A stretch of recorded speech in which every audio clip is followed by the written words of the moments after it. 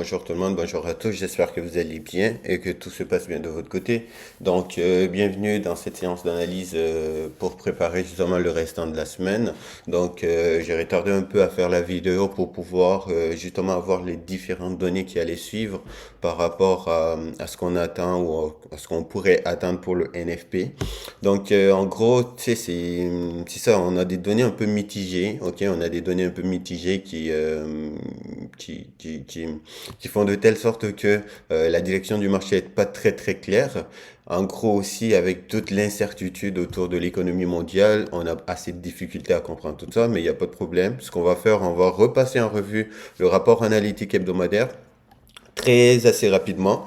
Et puis après, nous verrons par la suite. Donc, ce que je vous recommande fortement aussi, je vous recommande fortement de lire le rapport, de prendre le temps de lire le rapport, ok? Surtout la vue d'ensemble, comme ça vous avez une idée un peu de ce que nous nous attendons à chaque semaine. Donc en gros au niveau des États-Unis, pas grand changement au niveau des données depuis les dernières données. Donc on a juste quelques données qui sont en train de ralentir dans le secteur de la production, comme je l'avais mentionné ce matin.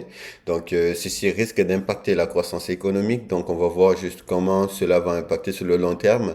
Mais nous sommes dans une phase vraiment d'incertitude au niveau de l'économie. Donc il faut faire très attention et jouer très très conservateur quand on prend nos décisions, surtout au niveau fondamental. Parce que quand le fondamental n'est pas très clair, ok, ça risque d'amener de l'ambiguïté sur le marché. Comme admettons en ce moment les données qui sont négatives, mais le dollar qui continue d'augmenter, etc. Tu sais, c'est ce genre d'ambiguïté qui risque de venir.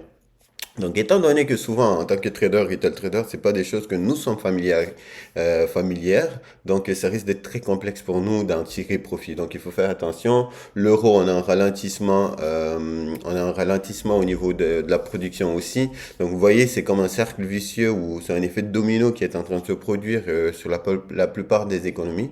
Donc, il faut faire très attention à ces aspects-là et voir comment les données vont évoluer dans les prochains mois. D'ailleurs, on attend les prochains, je pense, d'ici 2 3 semaines, on va avoir les données du Q3 qui vont nous donner un aperçu général de ce qui s'est passé au niveau économique. Est-ce que vous avez eu la croissance selon nos attentes? Est-ce que ça ralentit, etc., etc. Donc, ça nous en dira un peu plus. Donc, mis à part ça, au niveau du GBP, pareillement, la production est ralentie, le taux de chômage, il est à son plus bas, le taux d'intérêt a été augmenté dernièrement par la banque, donc, tu sais, d'une façon très agressive. Donc, tu sais, ils ont dû agir. En tout cas, bref, c'est trop, trop, trop mélangeant tous ces aspects-là. Donc, arrivé à la vue d'ensemble, on va essayer d'éclaircir un peu. Donc, vous saviez, des fois, on se concentre sur les indicateurs économiques, mais après, on se concentre sur la politique monétaire. Mais sauf que là, c'est un peu mélangeant, tous ces aspects-là. Tu sais, c'est de savoir est-ce que je vais continuer de me concentrer à la politique monétaire ou à la politique budgétaire, ou comment est-ce que je vais mixer les deux. Donc, c'est des choses en ce moment, le marché a un peu de la difficulté à discerner, le marché a un peu de la difficulté à suivre, étant donné les précédents mouvements ou les précédentes semaines qui ont précédé au niveau décisionnel. On parle là, on parle du taux d'intérêt, on parle des interventions des différentes banques. Donc, l'ensemble de ces données-là ou de ces informations n'aide pas trop à avoir une meilleure interprétation. Mais on réussit toujours à filtrer et à isoler justement le problème afin de savoir ce sur quoi on va se concentrer. Donc, au niveau du haut, pas grand changement aussi. Donc, le taux de chômage, il est venu un peu plus haut.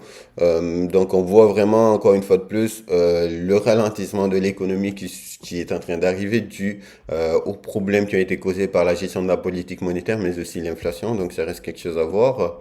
Le NSD, pareillement. D'ailleurs, hier, on a eu la décision du taux d'intérêt. Donc, la banque a augmenté son la huitième fois en fait le taux d'intérêt, donc si je me trompe pas, on a même publié un article par rapport à ça qui vous donnait une idée. Donc si on vient dans les services, on vient dans le récap fondamental, donc il y a un récapitulatif ici par rapport à ça. Donc ils ont augmenté le taux, en tout cas d'une façon très très consécutive depuis la dernière fois.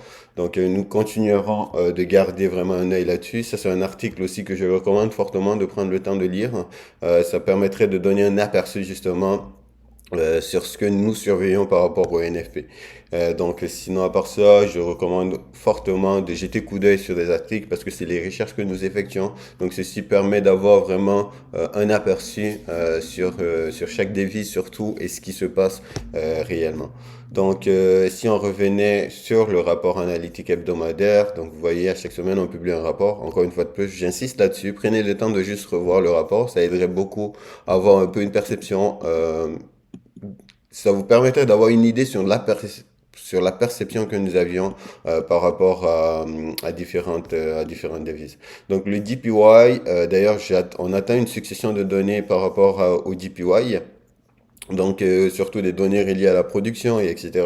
Donc, ça serait pas mal de garder un œil là-dessus. Mais toutefois, la situation elle reste un peu isolée depuis l'intervention de la banque et du gouvernement sur le taux de change. Donc, ça risque de rester intact pour l'instant jusqu'à la prochaine décision de politique monétaire. Donc au niveau, maintenant, si on regarde au niveau politique monétaire, qu'est-ce qui a changé? On a eu la dernière politique monétaire de la Fed, on en a parlé brièvement dans les précédentes séances. La Fed, elle a amélioré ou elle a changé certaines prévisions. Mais ce qui est intéressant, c'est vraiment de voir à quel point ou à quelle est la perspective qu'elle vise pour l'augmentation du taux d'intérêt sur le long terme. Là, la perspective est devenue beaucoup plus sévère parce qu'elle s'attend à augmenter son taux d'intérêt de jusqu'à allant à 4,5%, ok, selon les attentes. Ok, selon les attentes, ils s'attendent à ce qu'ils augmentent le taux jusqu'à 4,5% d'ici fin 2023. Donc, comme je le disais la dernière fois, si on prend le taux, il est à 5, à 3,25 si je ne me trompe pas. Donc, il est à 3,25 en ce moment. Donc, pour se rendre à 4,5, tu sais, ça prend quand même une énorme augmentation d'au moins à peu près un point et quelques pourcents. Mais sachez que l'inflation en ce moment n'est pas en train de totalement baisser d'après la moyenne des dernières données que nous avions eues.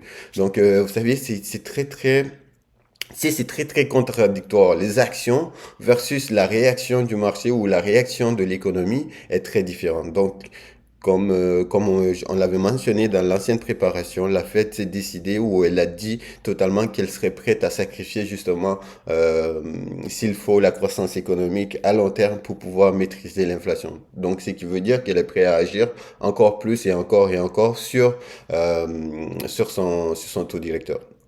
Ok, donc ça reste un peu la situation des États-Unis, mais il faut comprendre que le dollar en ce moment, il reste toujours, il maintient son statut de valeur refuge.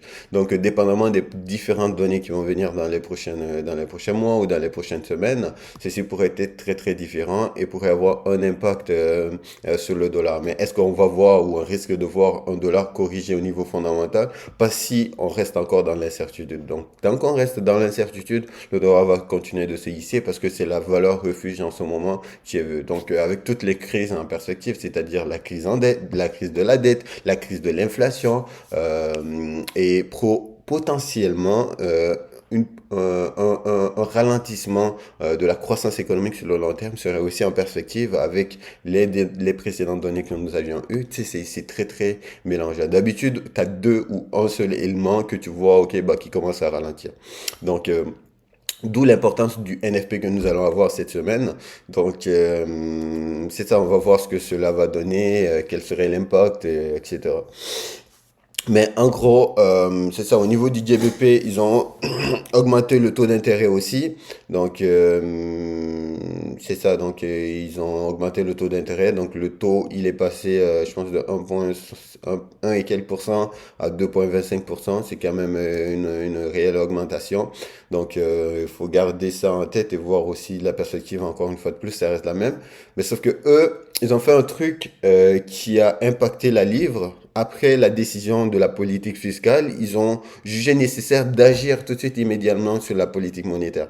Donc on avait vraiment une contradiction entre les deux éléments. Parce que si ton objectif c'est de maîtriser l'inflation, donc tu continues d'augmenter le taux d'intérêt, mais que par la suite, ok, l'action que tu prends est contradictoire à ça. Donc tu sais, en fonction, ils ont agi en fonction Ils ont agi en fonction de l'augmentation, de la baisse c'est pas l'augmentation, excusez-moi, je me perds dans mes mots. Donc, ils ont agi en fonction de la politique fiscale, c'est-à-dire le fait qu'on a un taux d'imposition qui baisse. Donc, ça veut dire quoi? Ça veut dire que on est en train de permettre l'accession à la liquidité. Donc, là, ce qu'on va faire, on va essayer encore de donner plus de liquidité. Je pense que l'impact sur le pound va arriver très bientôt sur le long terme, mais ça dépendra de comment ça va être géré. Mais ce qui est intéressant avec ça, c'est que la quantité qui a été faite n'était pas assez conséquente, ok? C'était pas une grosse quantité, mais on s'entend que c'est quand même de l'injection de la liquidité. Donc d'ailleurs, encore une fois de plus, on avait publié un article détaillé un peu par rapport à ce plan-là. Donc ça reste à voir dans les prochains mois ou dans les prochaines semaines comment le pound il va réagir, mais on sait qu'il y a un conflit entre les différents éléments. Là, on a la politique monétaire, on a la politique budgétaire, mais aussi on a la politique fiscale. Donc les trois sont en pleine contradiction. C'est ce qui arrive quand la politique monétaire n'est pas très bien gérée, où on se retrouve à utiliser des outils de la politique monétaire non conventionnelle. Donc c'est l'impact que nous avions. Donc en gros, de ce côté-là, on maintient vraiment le biais que nous avions. L'euro, encore une fois de plus, ils ont agi sur le taux directeur, et ils l'ont augmenté, donc ils sont sortis dans une politique monétaire, ils sont plus dans une politique monétaire non en fait ils sont sortis du taux d'intérêt négatif, donc ça reste la même perspective depuis la dernière réunion. Le HODE, on a eu hier, donc le rapport il a été publié lundi. Donc on a eu la décision du taux d'intérêt, donc avant-hier plutôt, ils ont augmenté de 2,25. C'était quand même pas très énorme. Donc le taux il a encore augmenté, mais en gros, est-ce que c'est assez pour pouvoir maîtriser l'inflation? C'est la question que le marché s'est posée. Donc d'où vraiment l'incertitude. Et le NSD en soi, quand ils sont arrivés, eux ils ont augmenté le taux d'intérêt hier de 0,5%.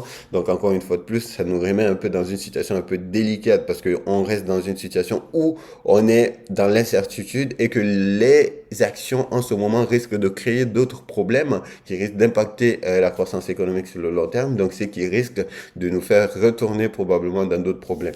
Donc, on va pas pointer du doigt la récession et dire, OK, bah, qu'on a une récession en vue, etc. Mais on sait qu'on est dans une situation de crise où nous risquons d'avoir vraiment différents impacts sur différents secteurs qui ont déjà commencé parce que si on regarde les secteurs de la production, on a un ralentissement, l'inflation qui continue d'augmenter, surtout au niveau du NSD. Le taux d'inflation est à son plus élevé depuis je ne sais pas combien de temps. Donc, vous savez, donc même les actions qui ont été prises par la banque en soi n'aident pas. Parce que je me souviens, si je me souviens bien, la NSD a été, la Nouvelle-Zélande plutôt, a été l'un des pays à agir plus tôt sur le taux d'intérêt parmi les pays du G20. Donc, si je ne me trompe pas, ils sont dans le G20. Donc, tu sais, ils ont agi un peu plus tôt et n'ont pas laissé les données avoir vraiment l'impact en soi. C'était trop précoce, en fait, l'augmentation du taux, mais c'est nécessaire. Vous voyez, donc il a fait son mouvement et puis là, il est redescendu. Encore une fois de plus, ça dépend de avec quoi on traite, donc on pourrait avoir un biais là-dessus, mais pour l'instant, on a un conflit entre la gestion, beaucoup plus un conflit entre la gestion de la politique monétaire, mais aussi l'atteinte des objectifs de la politique monétaire. Parce que les actions qui sont prises, encore une fois de plus, les données ne répercutent pas ça. Donc on va voir d'ici les prochains mois. Vous saviez, pour qu'un taux d'intérêt puisse avoir un impact vraiment sur l'indicateur visé ou l'indicateur ciblé, ça peut prendre du temps. Ça peut aller peut-être de un mois, ça peut aller non, ça peut aller de plus de un mois, 2 mois, 6 mois, etc., etc. Donc c'est un ensemble d'actions qui pourraient faire de telle sorte que ça impacte un secteur. Donc, tu sais, tu t'attends pas à ce que, admettons, le taux d'intérêt, il a été augmenté, mais que tout de suite après, le mois d'après, tu attends à ce que les données engendrent qu'il y ait l'impact sur les données directement. Donc, ceci pourrait être vraiment assez mélangeant, donc il faut faire très attention. Mis à part ça, nous avions le JPY qui continue son rythme d'achat obligataire, donc ils continuent d'injecter la liquidité de leur façon et le taux d'intérêt reste encore stable. Donc là, on va surveiller est-ce qu'ils vont changer leur politique ou pas. Le CAD, la même politique monétaire, ils ont augmenté le taux d'intérêt, donc le taux il est arrivé quand même je pense autour de 3 et quelques pourcents, si je ne me trompe pas, le 3,25, en tout cas 3,5. Ça reste encore un taux quand même élevé, donc je ne m'attends pas à la prochaine réunion à ce qu'ils l'augmentent, mais on va voir comment les données, encore une fois de plus, vont réagir. Parce que si vous regardez, la plupart des banques suivent la Fed. Et la Fed, en ce moment, sa politique d'augmentation se base en fonction de comment vont se comporter les données économiques. Donc si les données économiques se dirigent vers leur objectif, c'est sûr et certain, ça permettrait de recadrer la situation, mais tant que ça part à l'encontre de leur objectif, donc ça risque d'être plus complexe et plus mélangeant. Donc encore une fois de plus, c'est ce que nous surveillerons. Donc les points à surveiller sur le marché en ce moment, cette semaine, on avait quelques indicateurs sur la production, beaucoup plus de données sur la production. Donc au niveau du UK, au niveau des États-Unis et aussi au niveau du JPY. Donc sinon à part ça, au UK, on attend à ce que on s'attendait à ce que certains membres du gouvernement ou de la Banque centrale donnent des propos justement sur la situation actuelle et les nouvelles intentions de la banque. Comme je vous ai dit précédemment, elle a fait part son intention d'acheter des obligations d'État, ce qui veut dire qu'on achète la dette du gouvernement. Donc, tu sais, c'est ça, donc c'est des aspects-là, on va voir est-ce qu'il va y avoir plus de changements. D'ailleurs, cette semaine, plus tôt dans la semaine, j'ai vu que le chancelier ici, Kwarteng, ok, un nom un peu compliqué à dire, mais donc le chancelier en soi, il a fait part d'abandonner certaines actions qu'ils avaient l'intention de faire pour ce qui est de la baisse d'imposition. Donc, tu sais, ça calme un peu le jeu, mais on va continuer de surveiller l'évolution de la situation. On a eu la décision de taux d'intérêt de la RBA et de la RBNZ, donc on a fait un petit résumé sur chaque. Donc encore une fois de plus, vous pouvez le voir dans le recap fondamental de ce qui a changé, ce qui n'a pas changé et la perspective qu'on surveillerait dans les prochaines semaines. Donc au niveau des États-Unis, on a eu des données sur la production manufacturière. D'ailleurs, c'est des données que nous allons utiliser justement pour voir un peu comment les activités commencent à ralentir. Mais toutefois, le plus important, c'est que nous allons avoir les données du marché du travail, du NFP, c'est-à-dire on va avoir les données du taux de chômage, les données des ajouts d'emplois non agricoles, mais aussi le salaire en fait, donc le pourcentage d'augmentation de salaire, est-ce qu'il a baissé, est-ce qu'il va augmenter, etc. Donc ça serait quelque chose que nous surveillons. Mis à part tout ceci, on va voir le compte rendu de la dernière réunion de la politique monétaire de la BCE. Donc, elle a fait part justement de ses intentions. Donc, ça serait quelque chose à surveiller. On a eu l'indice de prix à la consommation qui était venu, je pense, plus haut. Tu sais, l'inflation continue d'augmenter. Tu sais, c'est très complexe tout ça. C'est trop mélangeant, c'est trop d'informations. Mais on se concentre sur le plus important. De toute façon, on a aussi des données qui sont attendues pour le restant de la semaine sur l'euro. Donc, juste à voir le calendrier économique. Donc sinon, à part ça, encore une fois de plus, comme je vous ai dit tout à l'heure au niveau du DPY, on avait beaucoup plus les données concernant les productions, ok, les données de production. Donc la vue d'ensemble, ok. Donc il faut savoir que le dollar, il continue de garder justement son statut de valeur refuge, donc l'incertitude, il continue de croître. L'accent est mis maintenant sur ce que la Réserve fédérale prévoit faire de taux directeur dans les prochaines semaines, pour être très déterminante pour la suite.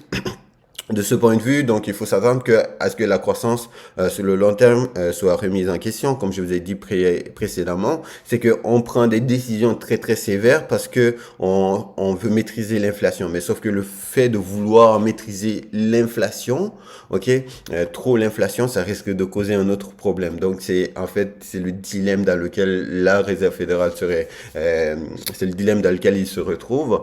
Mais en gros, toutefois, il faut garder en tête.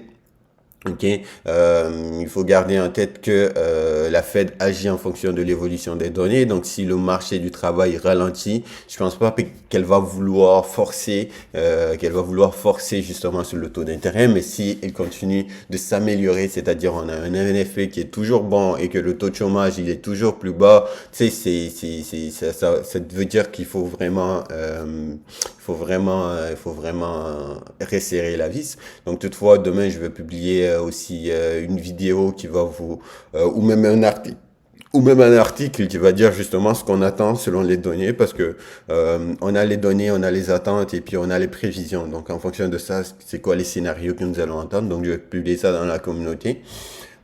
Sinon, à part ça, dans l'ensemble, on garde le même sentiment. Le dollar, il reste haussier. à cause de l'incertitude et c'est ça, à cause de l'incertitude en ce moment, que ce soit à cause de l'inflation, à cause de la gestion de la politique monétaire, mais aussi le marché du travail. Donc on garde ce biais-là. Donc au niveau du GBP, on s'entend que la Banque centrale a intervenu par le biais assouplissement. Donc ouais, quantitatif. Donc la livre sterling a agi d'une façon positive, comme je vous ai dit, par le biais du fait que, ok, la quantité n'était pas assez importante, mais en gros, on garde ce sentiment si, admettons, la politique fiscale est mise en pratique, ça risque d'impacter beaucoup la livre sterling, donc il faut faire très attention.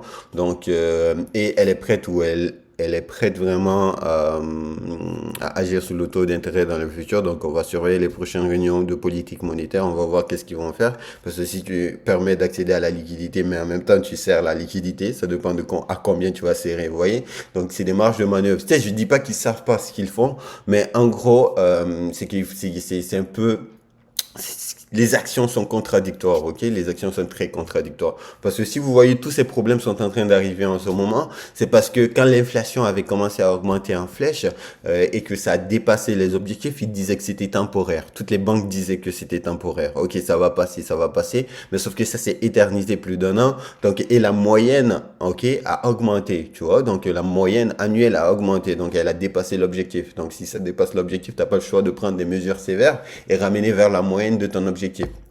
Donc, raison pour laquelle on se retrouve dans une telle situation en ce moment, mais on va pointer du doigt personne, en fait, on va pointer personne du doigt et on va juste surveiller exactement la réaction du marché et agir en fonction de ce qu'ils vont nous dire ou ce qu'on va avoir dans les données économiques.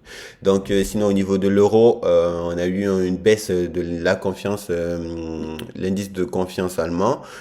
Donc, tu sais, ça n'a pas aidé beaucoup l'euro la semaine dernière, mais toutefois aussi, nous avions eu un membre de la BCE qui a déclaré que la prochaine hausse du taux d'intérêt serait très importante. Donc, est-ce que l'euro est prête vraiment à sortir dans ce, dans ce dilemme, si vous voyez, est-ce qu'elle est prête à sortir justement dans la phase justement négative, de taux d'intérêt négatif? On va voir la réaction du marché dans les prochaines semaines.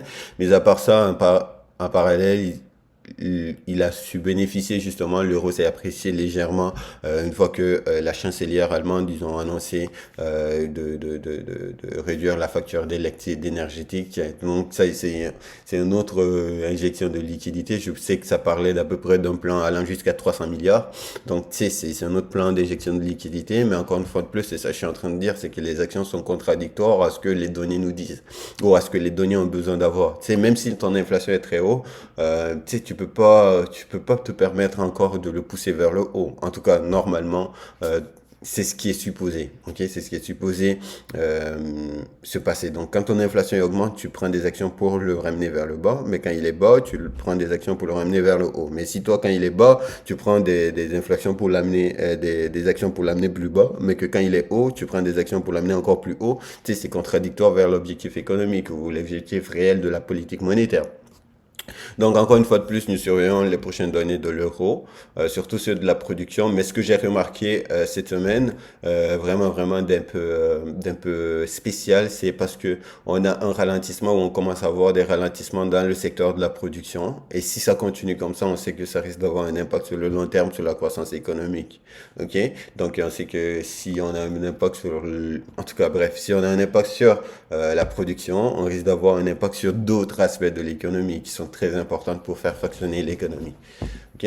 Donc sinon, à part ça, on a le haut de le dollar australien a peut-être eu le temps de réfléchir. Donc, tu sais, avant la décision, donc on était dans le sens où on attend vraiment ce que va nous dire la Fed, la RBA, excusez-moi, ce que va nous dire la RBA, mais encore une fois de plus, c'est arrivé, les actions n'ont pas été très convaincantes et les membres, tu sais, le discours que les membres tiennent est très important parce que s'ils viennent avec un biais un peu plus pessimiste, un peu plus conservateur, sachant qu'ils sont supposés montrer de l'optimisme, c'est sûr le marché va pas bien réagir. Donc c'est la même chose aussi pour le NSD. Ok, donc le CAD, on a eu la croissance économique qui a été légèrement supérieure comment on appelle, aux prévisions. Donc, on a eu un ralentissement léger du CAD, comment on appelle, une appréciation légère du CAD. Mais sinon, à part ça, il n'y a pas grand changement depuis le dernier rapport. Le JPY aussi, pas grand changement depuis le dernier rapport. On va continuer de surveiller l'ensemble des données là. Donc, si on regarde encore une fois de plus, l'attention se tourne vraiment au niveau des États-Unis cette semaine. Donc, si on part dans les outils et qu'on cherche le calendrier économique, donc en gros, cette semaine, nous allons continuer de surveiller justement. J'ai hâte de voir demain comment va être les jobless claims. Mais en tout cas, là, on s'attend à une augmentation. Mais encore une fois de plus, c'est pour le mois actuel. Donc, on s'en fout vraiment. Mais on va voir un discours du président du gouverneur Mark Lane. Donc, il va nous parler probablement des perspectives politique économique des prochaines semaines. On a le taux de chômage canadien, etc. Ça risque d'être intéressant beaucoup plus à partir de demain soir. Donc, en gros, c'est ce que nous surveillons au niveau fondamental. On a eu l'ISM aujourd'hui. Tac, tac, tac.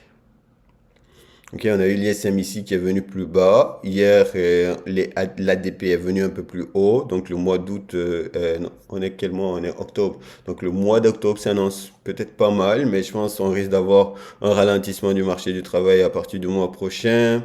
Tac, tac, tac. La décision du taux d'intérêt, augmentation de 3%. De 0,5%, excusez-moi. Donc, le job lot opening, ok, ralenti. La production manufacturière, factory order. Donc, ici aussi, tac. l'ISM PMI, manufacturing aussi ralenti. Je pense que le mois d'août, octobre va être très intéressant. Je sais pas pourquoi je garde une fixette sur le mois d'août. Je pense que je l'ai vu quelque part, c'est pour ça que je garde une fixette là-dessus. Donc en gros, au niveau fondamental, c'est ce qu'on va surveiller. Là, je vais faire un petit résumé vite fait de ce que on pourrait attendre au niveau du, comment on appelle, au niveau du technique. Donc en soi, si on regarde ça, le Oud NSD, qui a quand même pas mal réagi après la décision hier. Donc, vous voyez, il s'est repris tout de suite après la petite baisse. Tac, tac, tac. Haut de 4 plutôt, excusez-moi. Et en ce moment, il n'y a vraiment pas grand-chose sur les marchés, hein. C'est pour ça que j'aime que le gold. Et regardez, tu vois, ce genre d'accumulation, tu vas faire quoi là-dessus? Il n'y a pas grand-chose à faire. Il n'y a pas grand-chose à faire.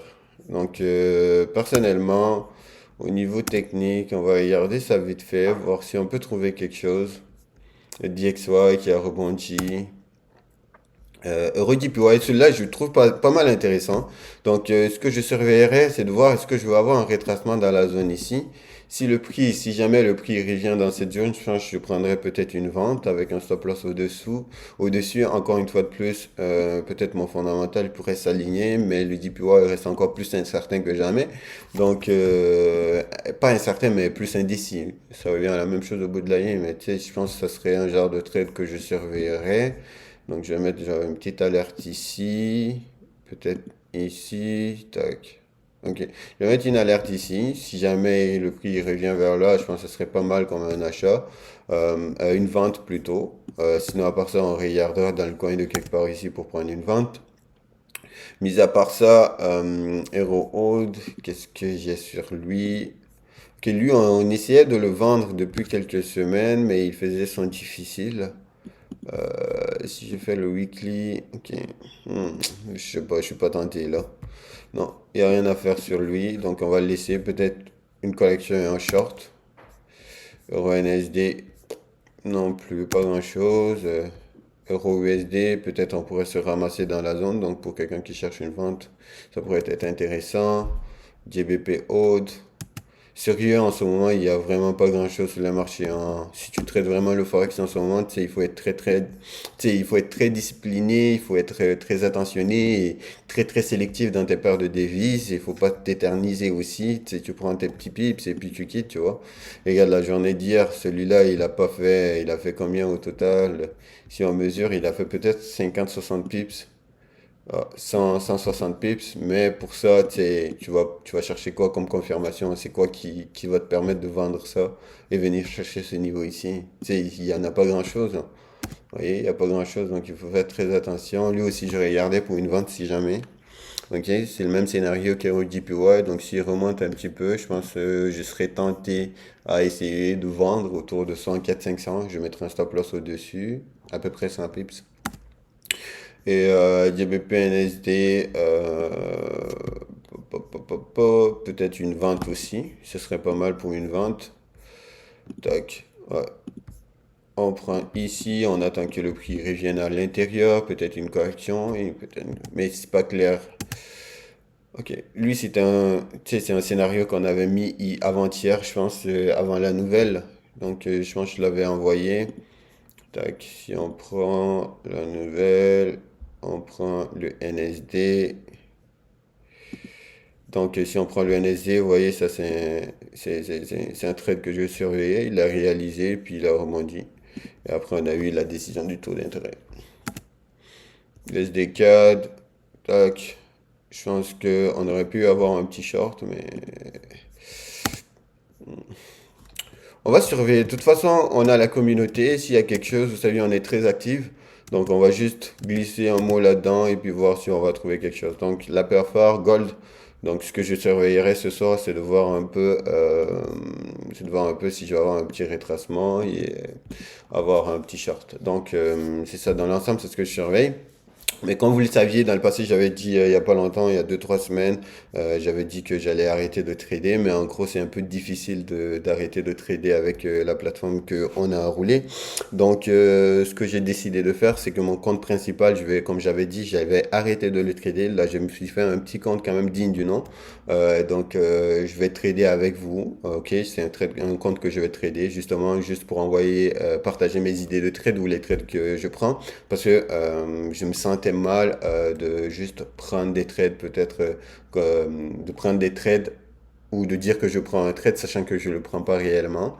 Donc, tu sais, ou de juste partager mes analyses. Donc, je me suis dit, ok, pourquoi pas ne pas faire un petit compte que je vais connecter au robot. Sachez que les idées de trade, encore une fois de plus, le robot, il envoie directement les trades sur la plateforme. Le robot, il envoie directement les trades que je prends avec mes paramètres. Donc, quand je bouge mon stop loss, quand je bouge mon take profit, etc., les trades sont directement envoyés. Donc, en gros, c'est un peu ça. C'est un peu ça, donc nous allons continuer de partager ça et de voir ce que ça va donner dans les prochains jours ou dans les prochaines semaines. Et une chose aussi que où j'aimerais ça vraiment ajouter pour finir, donc la gestion, oubliez pas. Donc tu sais, je partage les idées, etc., etc. Je partage tout ce que je fais, mais il faut que vous soyez un petit peu impliqué. Ok, donc tu peux pas venir seulement et dire, ok, bah moi je vais prendre juste les signaux ou ce qu'il va faire pour pouvoir le mettre en pratique et mettre mon stop loss. Bas. Il faut que tu gères, ok? Il faut que tu gères dans le sens où quand tu as des profits, il faut que tu prennes, il faut que tu apprennes à clôturer des positions, il faut que tu te mettes break-even. Tu sais, c'est des choses que moi, je ne peux pas faire à votre place. Donc, des fois, ce facteur-là peut faire de telle sorte que vous ne soyez pas profitable et que moi, je sois profitable. Vous voyez un peu? Donc, c'est quelque chose qui est très, très important pour nous. Donc, que vous mettez en pratique les règles de gestion, dans le sens où, ok, bah, à tel nombre de pourcentage de profit, je me mets break-even. Si vous regardez avec le gold, je partage exactement tout ce que je fais. Ok, là, je rentre, là, je sors, etc., etc. Mais en gros, si vous mettez pas en pratique vos règles de gestion de votre côté, ça risque d'être très, très complexe et très, très difficile. Donc, mettez en place des règles de gestion. Si vous avez besoin d'aide, encore une fois de plus, ou des questions par rapport à ça, n'hésitez pas, nous sommes là pour répondre à tout ceci. Et en tout cas, c'est un immense plaisir de vous avoir sur la plateforme. C'est vraiment un immense plaisir. De toute façon, ça ne fait que grandir. L'application mobile, elle est en phase d'évaluation en ce moment. On l'a soumis chez Apple. On a des modifications à faire. Celui d'Android aussi, on est en train de faire les modifications. Normalement, comme on vous a promis, d'ici peut-être fin octobre, ok, début décembre, ok, ou même maximum fin décembre, on va avoir justement l'application très très fonctionnelle. Donc merci pour votre patience, merci pour le support encore une fois de plus et on continue de travailler fort en arrière justement pour apporter le plus tu vois le plus de structure, le plus d'outils, le plus d'éléments en début. Je pense au mois de mars je vous avais promis aussi de mettre en place des guides, ok, que nous avons travaillé énormément là-dessus ces derniers mois. Donc je pense qu'on a au moins à peu près une dizaine de documents déjà prêt. Donc là, dans les prochains mois, une fois que l'application est lancée, on va mettre en place l'interface pour ça, pour que vous puissiez consulter justement vraiment un genre de livre, un genre de document dans lequel il va y avoir vraiment plus d'explications, admettons, sur des sujets spécifiques, la psychologie, le fondamental, le technique, parce que le but vraiment, c'est de mettre vraiment tous les outils à notre disposition, tout un chacun, pour qu'on puisse avoir le plus d'informations possible, mais la bonne information, mais aussi le plus de structure possible, parce que c'est ce qui nous manque en tant que trader. C'est vraiment d'avoir cette structure-là. N'oubliez pas que vous avez tous les outils ici, le plan de trading, le journal de trading, le planificateur de trade.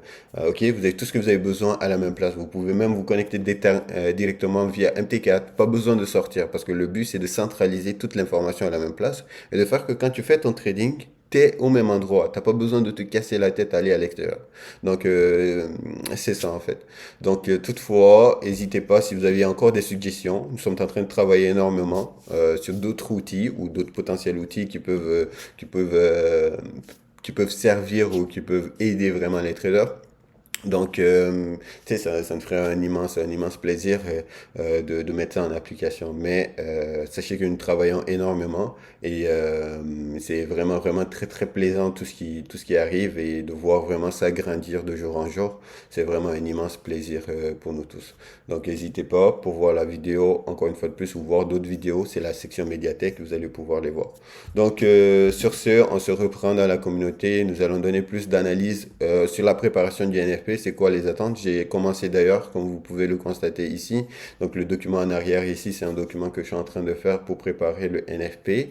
Donc, on va voir un peu c'est quoi qu'on va regarder ou c'est quoi qu'on surveille. Donc, je partagerai ça dans une petite vidéo probablement d'ici demain ou etc. Donc, sur ce, je vous souhaite une excellente semaine et puis on se reprend très très bientôt. Peace.